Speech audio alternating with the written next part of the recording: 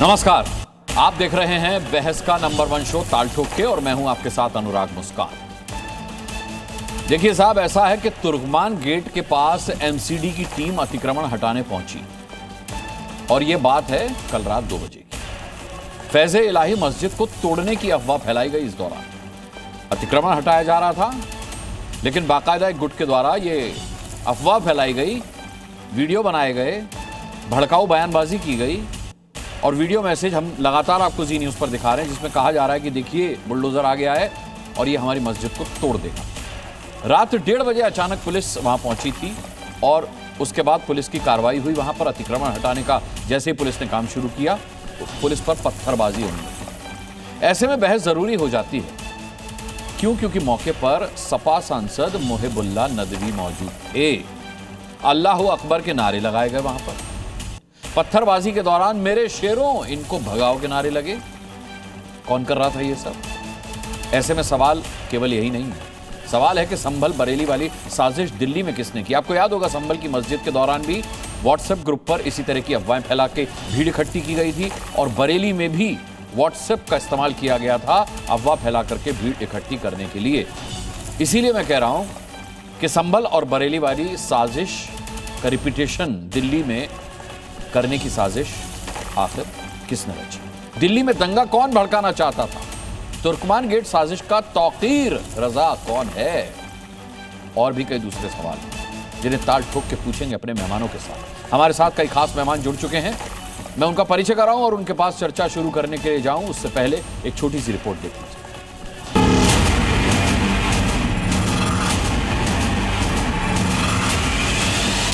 मस्जिद तोड़ोगे, मस्जिद के बराबर की आप जमीनें तोड़ो, दरवाजे हुई, आप आंसू गैस के गोले बजा रहे हो, लाठियां चार्ज कर रहे हो, जेल भेज रहे हो। ऐसा क्या मुसीबत आ गई इतनी ठंड में रात को 2 बजे?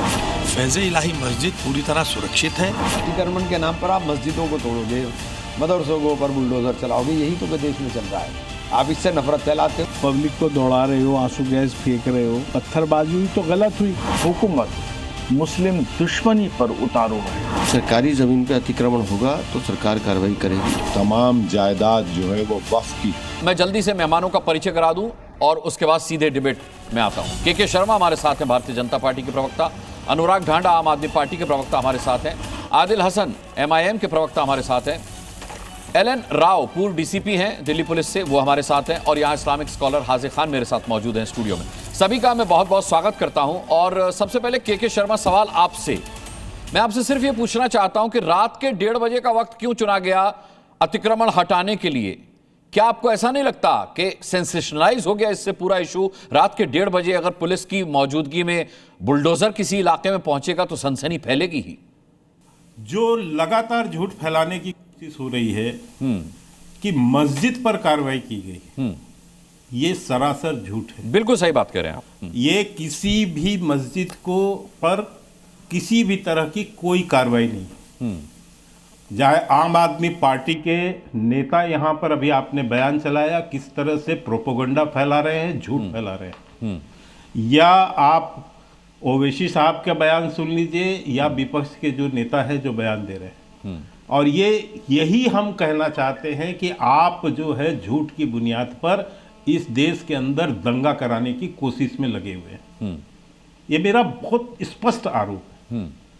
आम आदमी पार्टी की तरफ से क्या प्रोपेगेंडा फैलाया जा रहा है सर, ये बता दीजिए। आम आदमी पार्टी के प्रवक्ता भी हमारे साथ। अभी आपने जिस विधायक का भी बयान चलाया, उन्होंने कहा कि जो है मस्जिदें तोड़ी जा रही। यहाँ किसी भी मस्जिद पर कल की कार्रवाई में मस्जिद पर इंच भर भी खरोच नहीं है। नंबर 2 कि जो भी कार्रवाई हुई है हाई कोर्ट के आदेश पर हुई है, जिसके संदर्भ में सरकार, पुलिस ने पहले वहां के अमन कमेटी से, मस्जिद की कमेटी से, तमाम नागरिकों से लगातार बैठकें की है और बैठक करके उन सबको बताया है। आज अभी भी मैं जॉइंट CP का स्टेटमेंट सुन रहा था, जिसमें स्पष्टता से उन्होंने कहा कि हमारी जो सबसे बैठकें हुई और वहां पर एक मिक्स के पॉपुलेशन शर्मा जी, है। जब इतना लोगों को कॉन्फिडेंस में ले लिया गया था तो फिर आधी रात का वक्त क्यों चुना गया? मेरा सवाल ही रह गया सर। बस मैं उसमें भी आ रहा हूँ जी। और उसी ज्वाइंट सीपी साहब ने वहां जानकारी दी है कि बहुत ही कंजेस्टेड इलाका है, हैवी ट्रैफिक है वहां पर, दिन में वहां पर बहुत से व्यवसाय हैं, यदि हम दिन में कार्रवाई करते तो बहुत कुछ हमको वहां पर रुकना पड़ता, ट्रैफिक जाम होता, बहुत कुछ रात को भी करना पड़ा है, रात को भी वहां ट्रैफिक डाइवर्ट करना पड़ा वहां पर, लेकिन रात को व्यवसायिक कार्य वहां पर कम होते हैं, इसलिए रात को कार्रवाई करके और सुबह तक उसको जो है समाप्त किया गया। उसकी पूरी जानकारी वहां के लोकल लोगों को थी और उन लोगों को बकायदा हर चीजों से सेटिस्फाइड किया गया था। ये उपद्रव करने वाले भी मैं मानता हूं कि बहुत हद तक वहां के लोकल लोग नहीं है, बाहर से आए हुए लोग, जिसमें सपा के एक सांसद भी इन्वॉल्व है। मैं समझ गया। समाजवादी पार्टी से इसका सवाल पूछूंगा मैं। समाजवादी पार्टी एक बात और का प्रवक्ता आज है नहीं, लेकिन ये सवाल मैं जरूर उठाऊंगा। और ये नदवी वही है, के शर्मा, ये नदवी वही है जो संसद में जिहाद की बात कर चुके हैं। बिल्कुल। मैं एक बात और कह देता हूं जी कि बहुत स्पष्ट है अभी तक के प्राइमरी जो इन्वेस्टिगेशन है, ये मैंने जो बात कोर्ट कही अभी वही बात कह रहा हूं कि लोकल के लोग कम थे, इसमें सोशल मीडिया के माध्यम से बाहर के लोगों को गुमराह करके लाया गया और वहां पर इस तरह से हंगामा और इस तरह से उपद्रव मचाया गया है। ठीक है। अनुराग ढांडा, 3-4 बातें मुझे करनी थी आपके चैनल पे, इसके बाद आगे डिबेट करें। ठीक है। अनुराग ढांडा, झूठ आपकी सरकार ले डूबा, अब भी आप झूठ बोलने से बाज नहीं आ रहे। मस्जिदें तोड़ी जा रही थी, किसने कहा मस्जिदें तोड़ी जा रही थी? ऑफिशियल बयान है के शर्मा जो ऑन पेपर से वो बता रहे हैं कि बाकायदा लोकलाइट्स को कॉन्फिडेंस में लिया गया था, मस्जिद कमेटी को कॉन्फिडेंस में लिया गया था। रात का वक्त इसलिए चुना गया था कि कई व्यावसायिक प्रतिष्ठान जो है वो बंद हो जाते हैं रात में, तो कम से कम किसी की रोजी रोटी पर इसका संकट ना आए, उसके बावजूद ट्रैफिक डाइवर्ट करना पड़ा। आप इस मौके का फायदा इस तरीके से उठा रहे हैं कि आग में घी डालने का काम कर रहे हैं, ऐसा क्यों? देखिए अनुराग जी, मौके का फायदा कौन उठा रहा है वो अभी स्पष्ट होगा। मैं के शर्मा जी के लिए 1-2 सवाल छोड़ रहा हूं और उम्मीद करता हूं कि शो के खत्म होने से पहले उसका जवाब दे के जाएंगे जी। के शर्मा जी, जब इतनी एहतियात आप लोगों ने बरती थी तो इस वक्त तो वहां ट्रैफिक चल रहा होगा, सब कुछ खुला हुआ होगा, बिल्कुल अच्छे तरीके से आप लोगों ने कार्रवाई की और वहां ट्रैफिक दिन के वक्त अब स्मूथ चल रहा होगा। लेकिन मुझे तो खबर मिली है कि वहां आप सब लोगों ने बैरिकेड कर दिया है, वहां इस वक्त सारा रास्ता बंद है, वहां तो कर्फ्यू जैसे हालात हैं। नहीं तो अब तो होगा ही ना अनुराग जी, अब तो होगा ही, या फेलियर माना जाए? के शर्मा जी जवाब दीजिए। नहीं, मैं अनुराग जी, मैं वही सवाल पूछ रहा हूं कि भाई आपने एहतियात बरती। दूसरी चीज मेरे 2-3 छोटे सवाल हैं, वो इकट्ठे ही जवाब दे देंगे। दूसरी चीज कि ऐसा क्यों होता है कि जेएनयू में नारे लगते हैं, रात में लगते हैं, फिर आप पकड़ नहीं पाते उन लोगों को? देश के टुकड़े टुकड़े हुए, उसके नारे लगे, रात को लगे, आप पकड़ ही नहीं पाए किसने लगाए। रात के वक्त जेएनयू में हमला होता है जिसमें बीजेपी के कार्यकर्ता साफ नजर आते हैं, लेकिन आज तक आप पकड़ ही नहीं पाए कि किसने करवाया वो। कहीं ऐसा तो नहीं है कि भारतीय जनता पार्टी को जब भी कुछ मुद्दा डाइवर्ट करना होता है तो रात के अंधेरे का ये लोग सहारा लेते हैं? कौन सा मुद्दा डाइवर्ट करना चाहते होंगे? वाले भी इन्हीं के होते हैं, ढांडा जी, इस बहाने कौन सा मुद्दा डाइवर्ट करने की कोशिश की गई है? हमला करने वाले भी इन्हीं के होते हैं, नारे लगाने वाले भी इन्हीं के होते हैं और बाद में उनको ये पकड़ते नहीं है। भाई मुद्दा इस वक्त प्रदूषण का है पूरे दिल्ली के अंदर, मुद्दा इस वक्त लॉ एंड ऑर्डर का है पूरी दिल्ली के अंदर। नए साल में अनुराग जी आपको पता है, नए साल को 10 दिन भी नहीं हुए, 1 दर्जन से ज्यादा हत्याएं हो चुकी दिल्ली के अंदर। वो आज के दिन मुद्दा है दिल्ली के अंदर, उस पर ध्यान ना जाए किसी का, इसलिए ये इनको कुछ ना कुछ रोज करना होता है। पहले जेएनयू में कल परसों करवाने की कोशिश की इन्होंने, वहां ये नहीं करवा पाए, वहां चर्चा में नहीं उस तरीके से आ पाए। अब इन्होंने यहां पे ये शुरू कर दिया। क्या जरूरत थी भाई रात को जाने की? जब आपने सबको कॉन्फिडेंस में ले लिया था तो आप दिन के वक्त जाते। दिल्ली में प्रदूषण के मुद्दे को दबाने के लिए आप दंगा करवाएंगे के शर्मा दिल्ली में? यह आरोप है आम आदमी पार्टी का। नहीं, देखिए मैं अनुराग ढांडा, मैं तो समझता था समझे हुए प्रवक्ता है, लेकिन इतने भी ना समझ गए, इतना मुझे बहुत हंसी आ रही।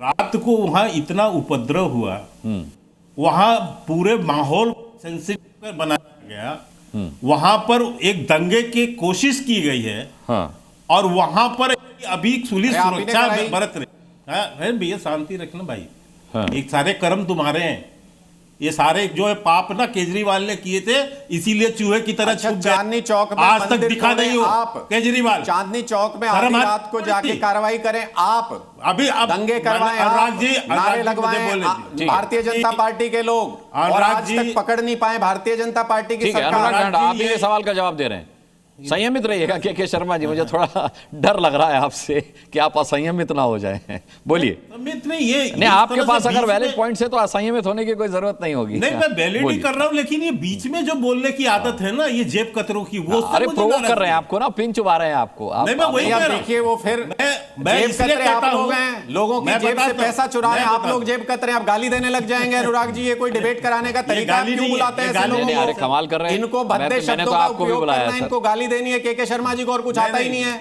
नहीं, सुने ये फिर जेब कतरा वेब कतरा कुछ बोल रहे हैं, किसको बोल रहे हैं आप? मैं बता रहा हूं आपको, बीच में बात काटना जेब। अरे क्या बताएंगे आप? जेब कतरों वाली हरकत आप कर रहे हैं, आप बताएंगे। अब अनुराग जी गाली देने लगेंगे। अच्छा ठीक है, अनुराग ढांडा जी, आपने आपत्ति जता तो दी जेब कतरा बोलने पर, अब सुन तो लीजिए। मैं आपको बताता हूं, नहीं पर ऐसे थोड़ी अनुराग जी, इनका हमेशा का यही है, ये गाली दे के बात करते हैं, ये जेब कतरा बोलते हैं, ऐसे थोड़ी डिबेट होती है। अब इतना अच्छा मौका है के शर्मा को घेर कर उनसे जवाब लेने का, लेकिन अब आप जेब कतरे पे अटके रहेंगे तो फिर वो बच के निकल जाएंगे। मैं तो जवाब मांग रहा हूं अनुराग जी, ठीक है, फिर जेब कतरे पर डिबेट करते रहिए। आप सिर्फ पैसे देना चाहते हैं के शर्मा को, तो जेब कतरा पर डिबेट करते रहिए। अभी क्यों डर रहे हो? सुनो पहले, मैंने दिल्ली के दंगों में 53 लोगों की हत्या हो गई, आज तक किसी एक व्यक्ति को फांसी नहीं चढ़वा पाए। अरे वो सर्जिकल बम छूट नहीं पा रहा है, तुम जा जाके वहां केस लड़ रहे हो, कुछ नहीं हो रहा है।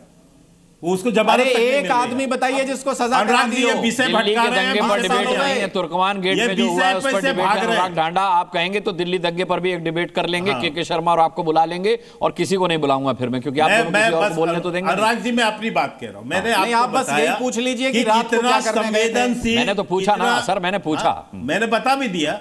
इतना संवेदनशील वहां पर स्थिति है, इसलिए वहां पर अभी भी पुलिस के बैरिकेड लगे हुए हैं, क्योंकि माहौल को बिगाड़ा जा सकता है। ठीक है, हाँ ठीक है। दूसरी बात, अभी मैंने कहा, ये कह रहे हैं कि हमें प्रदूषण पे बात करनी थी, हमें ये करना है, तो आपके नेता ये अफवाह और इस तरह का प्रोपोगंडा भरा बयान क्यों दे रहे हैं?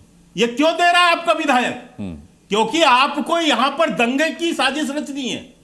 और प्रदूषण की बात कर रहे हो, केजरीवाल हारने के बाद आज तक शकल नहीं दिखा पाया दिल्ली के अंदर, जाके छुपा है चंडीगढ़ में, पंजाब में, और यहाँ बात कर रहे हैं बैठ के। आज इससे आगे मौका दिया तो भटक जाएंगे, ठीक है। अच्छा, अनुराग ढांडा का एक कंफ्यूजन है, मैं एलन राव साहब से पूछ लेता हूं। ढांडी यहाँ नहीं चलने वाला। अच्छा, शांत हो जाइए।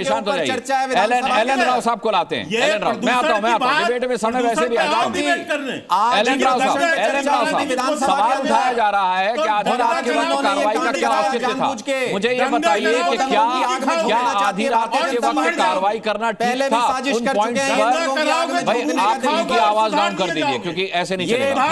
मेरे को भी करना पड़ेगा अपनी डिबेट में। एलन राव साहब, क्या ये सही था कि रात को प्रशासन ने पुलिस के साथ पहुंचकर आधी रात को कार्रवाई की? कुछ पॉइंट्स, क्या आधी रात को कार्रवाई क्यों जरूरी थी के शर्मा ने बताए, क्या वो पॉइंट्स कन्विंसिंग हैं सर? देखिए अनुराग जी, नमस्कार आपके सभी पैनलिस्ट को और सभी व्यूअर्स को नमस्कार। देखिए, आधी रात को करने का, पुलिस का कार्रवाई करने का अपना तरीका होता है, और जहां पर उनको लगता है संवेदनशील इलाका है, वहां पर देखिए पुलिस की कितनी प्रिकॉशंस, देखिए उन्होंने सभी स्टेक होल्डर्स को बुलाकर बात की, समझाया, बताया कि ये सारा अतिक्रमण है और ये हाईकोर्ट के ऑर्डर से हो रहा है। तो उनको काफी समझाने के बाद 99% लोग मान गए थे, ऐसा मैंने डीसीपी की बाइट से देखा था।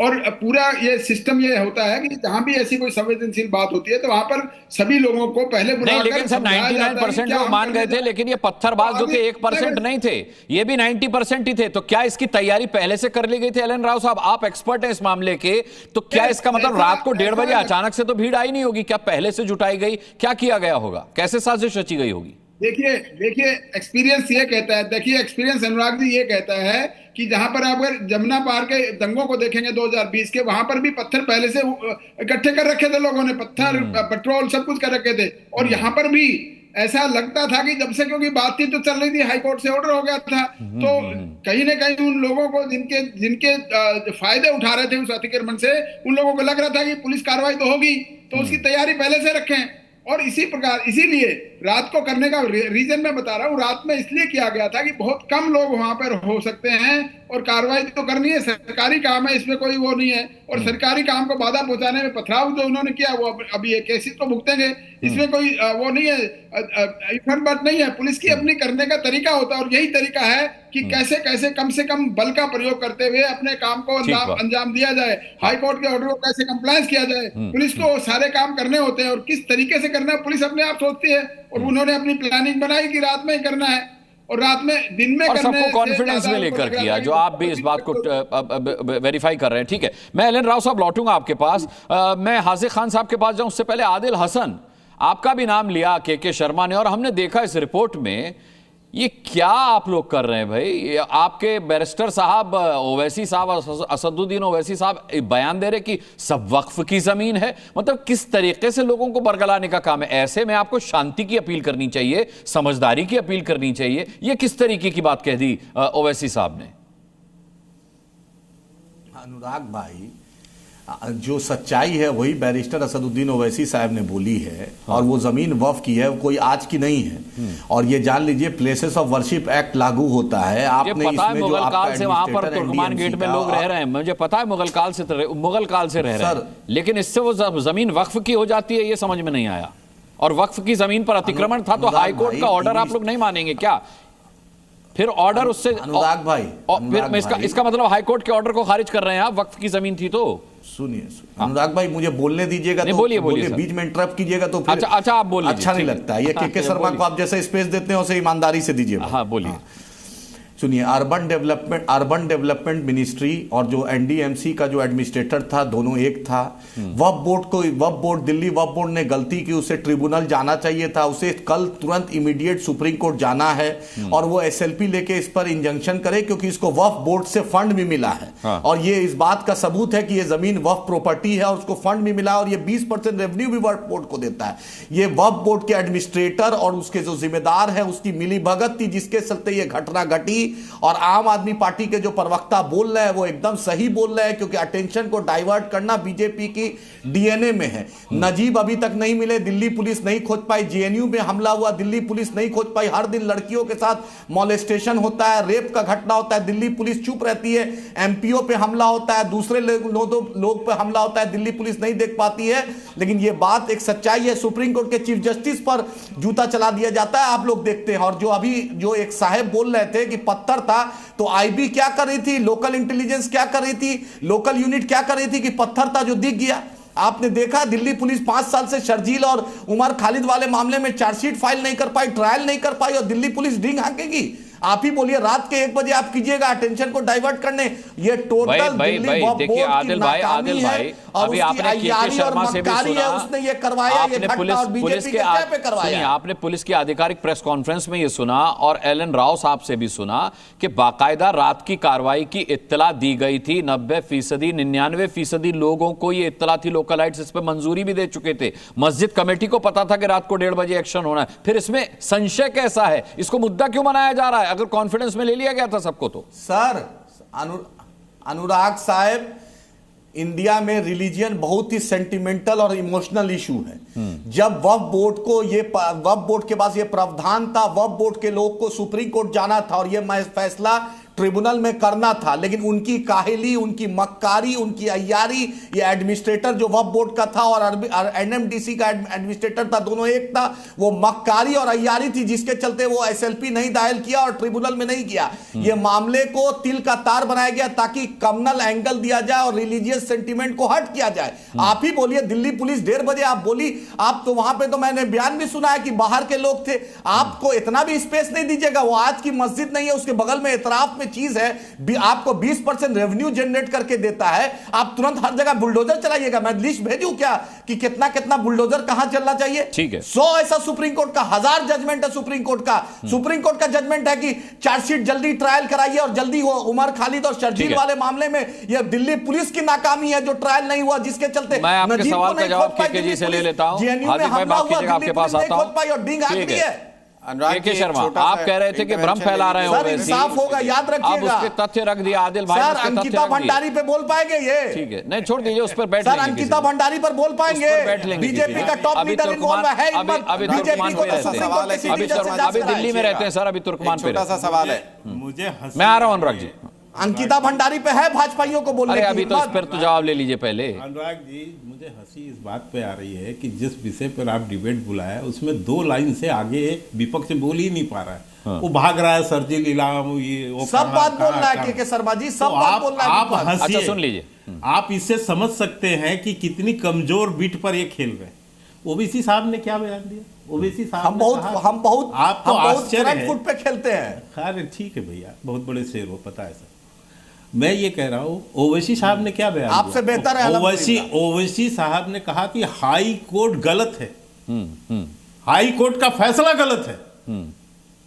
मैं सुना वो विदेश में पढ़ के आए बैरिस्टर, एक केस लड़ते नहीं देखा मैंने आज तक ओवैसी को, लेकिन वो हर जजमेंट को गलत ठहराते हैं। मोदी जी की तरह फर्जी डिग्री हर जगह व्यक्तिगत हमले मत कीजिए आदिल भाई। नहीं, मैं इसलिए कह रहा, मैं आपको बता रहा हूं कि आज तक आपने अनुराग जी सुना है किसी मामले पर, लेकिन वो हाई कोर्ट को गलत ठहरा रहे हैं, कह रहे हैं हाई कोर्ट गलत है क्योंकि फैसला हमारे उसमें नहीं है। आश्चर्य है कि इस तरह से अफवाह फैला के लोगों को भड़काना और दंगे की कोशिश करना इसकी साजिश है, और इस साजिश में सब शामिल है। अब आज कह रहे काहिल था वो वक्फ बोर्ड, अरे भैया 1.5 साल पहले का फैसला है। आप जो है आप कह रहे हो कि काहिल हो गया, उसको जाना चाहिए था। अरे भाई हाई कोर्ट ने फैसला दिया, सरकार ने सारे लोगों को बताया, वहां के लोकल लोगों को बताया, सबसे सहमति करके उस पर कार्रवाई चालू की। अब आप जो है ओवैसी आ गए नया एक बयान लेके कि साहब वो वक्फ बोर्ड की जमीन थी। अरे भाई उसके तथ्य रखे आदिल भाई ने, दुनिया में आदिल भाई ने तथ्य रखे हैं उसके वक्फ बोर्ड की। अरे क्या तथ्य है मुझे समझाइए। आदिल भाई समझा तो चुके, इतने अच्छे से दोहराऊं तो समय हाजिर भाई के लिए नहीं बचेगा। मुझे एक चीज बताइए, हाई कोर्ट ने फैसला क्या वक्फ बोर्ड के कागज देके बगैर किया है? अनुराग भाई, ये तो मैंने सवाल पूछा उनसे, नहीं अगर वो वक्फ बोर्ड की जमीन है तो हाई कोर्ट के फैसले को आप खारिज करते हैं आदिल भाई, फिर हाई कोर्ट से बड़े हो गए क्या? खैर आपके हाई कोर्ट से बड़े हो गए साहब, इस फैसले से बड़े हो गए, खारिज कर ही चुके। आदिल भाई एक छोटा सा रिएक्शन दीजिए, फिर आसिक भाई को। अनुराग भाई, इस देश में सुप्रीम कोर्ट क्यों बना है? जब हाई कोर्ट गलत फैसला करता है तभी ना सुप्रीम कोर्ट लोग जाते हैं। भाई उससे पहले पत्थर चलाएंगे, सुप्रीम कोर्ट जाने से पहले क्या पत्थर से फैसला होगा? आदिल भाई ये भी तो इसको भी तो कंडम कर दीजिए, पत्थरबाजी को तो कंडम कर दीजिए एक बार। पॉलिटिकल साइंस में पीएचडी है इनकी, पत्थरबाजी को तो कंडम कर दीजिए एक बार। बोलिए सर, बोलिए अनुराग साहब।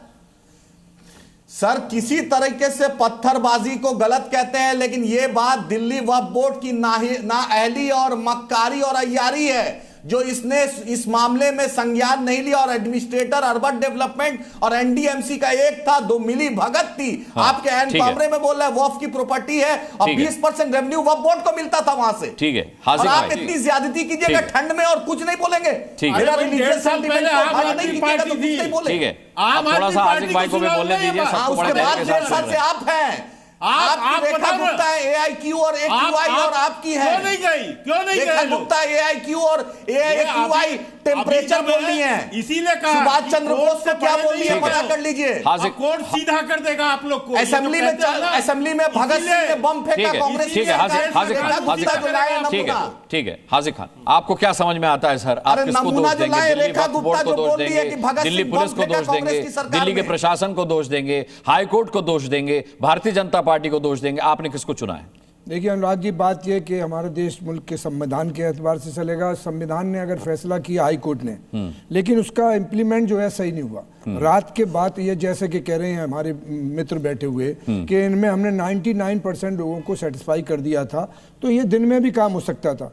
और जो काम कोर्ट का है, अदालत का है, उसमें किसी की दखलंदाजी की याद नहीं है। भारतीय जनता पार्टी देश के माहौल को खराब करने की कोशिश करती है कि दिलों में आग लबों पर गुलाब रखते हैं। ये सब अपने चेहरे पे एक नहीं 100 नकाब रखते हैं। हम ये कहते हैं कि जब वक्फ बोर्ड की प्रॉपर्टी, जैसा कि विपक्ष कह रहा है उसका सही वक्फ बोर्ड के चेयरमैन ने उसकी जिम्मेदारी नहीं निभाई, इसलिए ये मिली भगत के साथ ये कांड हुआ। और ये जिसका रेवेन्यू जा रहा है, जिसके पैसे 20% जा रहे हैं, तो वो प्रॉपर्टी जिसका रिकॉर्ड इतिहास बनने आए उसका अगर सही इंप्लीमेंट नहीं करेगा वक्फ बोर्ड, तो कोर्ट तो वैसा ही फैसला देगा जैसा कोर्ट चाहेगा, कोर्ट के सामने तो बात पहुंचेगी। लेकिन हम भारतीय जनता पार्टी वालों से कहेंगे कि ये मुल्क हिंदू और मुसलमान सबका है, जो वहाँ बैठे हुए थे वो भी हिंदुस्तानी है, जिनकी प्रॉपर्टी टूटी वो भी हिंदुस्तानी है। तो हमारी जिम्मेदारी बनती है, दुनिया की सरकारें अपने मुल्क के लोगों को मकान भी देती हैं, दुकान भी देती हैं, खाने को भी देती हैं, रोटी भी देती हैं, पैसा भी देती हैं, तो हमारी सरकार की भी जिम्मेदारी बनती है जो इंक्रोचमेंट हुआ है